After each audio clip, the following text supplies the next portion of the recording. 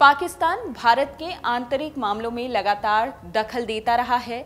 जम्मू कश्मीर में अनुच्छेद 370 हटाने की बात हो, वहां पर परिसीमन को लेकर बातें हों, इन तमाम बातों को वो वैश्विक जगत पर ले जाता रहा है और वैश्विक स्तर पर दखल अंदाजी की मांग करता रहा है। भारत ने जम्मू कश्मीर में परिसीमन को लेकर अब इस्लामिक सहयोग संगठन यानी OIC की टिप्पणी पर ऐतराज जताया है।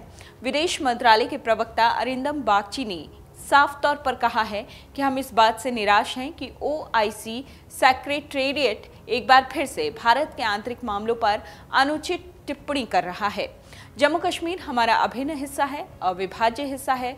भारत ने पाकिस्तान का नाम लिए बगैर कहा है कि इस संगठन को किसी एक देश के इशारे पर अपना सांप्रदायिक एजेंडा फैलाने से परहेज करना चाहिए। दरअसल OIC ने जम्मू कश्मीर में परिसीमन को लेकर भारत की आलोचना की थी, जिसके तुरंत बाद भारत ने प्रतिक्रिया दी है। आपको बता दें कि जम्मू कश्मीर की विधानसभा और लोकसभा सीटों के परिसीमन को लेकर केंद्र के आयोग ने मई की शुरुआत में अपनी एक अंतिम रिपोर्ट सौंपी थी। इस्लामिक सहयोग संगठन यानी OIC ने एक ट्वीट किया जिसमें जम्मू कश्मीर में परिसीमन को लेकर आपत्ति जताई। इसमें कहा गया कि भारत का ये प्रयास जम्मू कश्मीर के डेमोग्राफिक ढांचे को बदलने और कश्मीरी लोगों के अधिकारों का उल्लंघन है। OIC ने ये कहा कि परिसीमन की ये प्रक्रिया चौथे जिनेवा कन्वेंशन सहित संयुक्त राष्ट्र सुरक्षा परिषद प्रस्तावों और अंतर्राष्ट्रीय कानून का सीधा उल्लंघन है। इससे पहले भी भारत ये कर चुका है।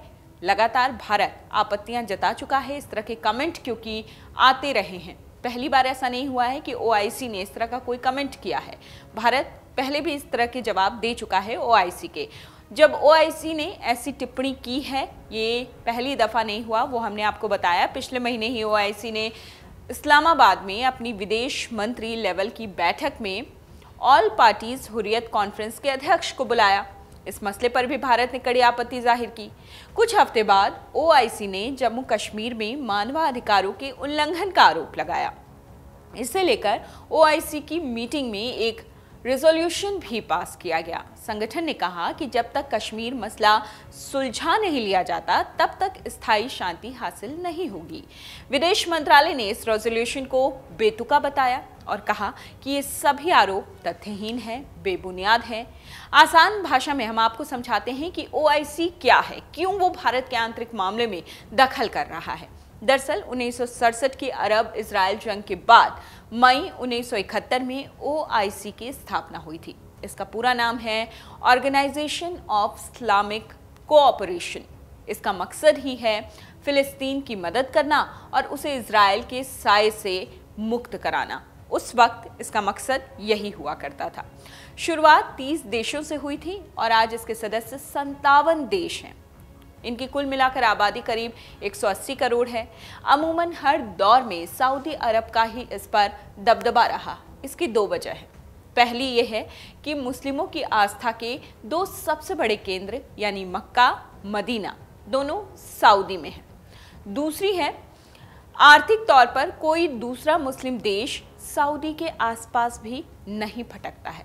भारत ने पिछले कुछ सालों में बहुत अच्छी कोशिश की है सऊदी अरब के साथ अपने संबंध मजबूत करने के लिए, लेकिन जब OIC से इस तरह की टिप्पणियां आती हैं जो कतई कम से कम भारत तो बर्दाश्त नहीं करेगा, क्योंकि जम्मू कश्मीर हमारे देश का अविभाज्य अभिन्न अंग है और उस पर किसी दूसरे देश की दखल अंदाजी भारत को कतई मंजूर नहीं। पाकिस्तान को ये बात अच्छी तरह समझनी चाहिए और ज़्यादा अच्छी तरह समझनी चाहिए OIC के देशों से। किसी एक देश के इशारे पर इस तरह की बयानबाजी, इस तरह की टिप्पणी कतई ठीक नहीं है और भारत ने ये बात बहुत अच्छे तरीके से OIC को समझा दी है। डाउनलोड करें अमर उजाला ऐप और पाएं खबरें लगातार।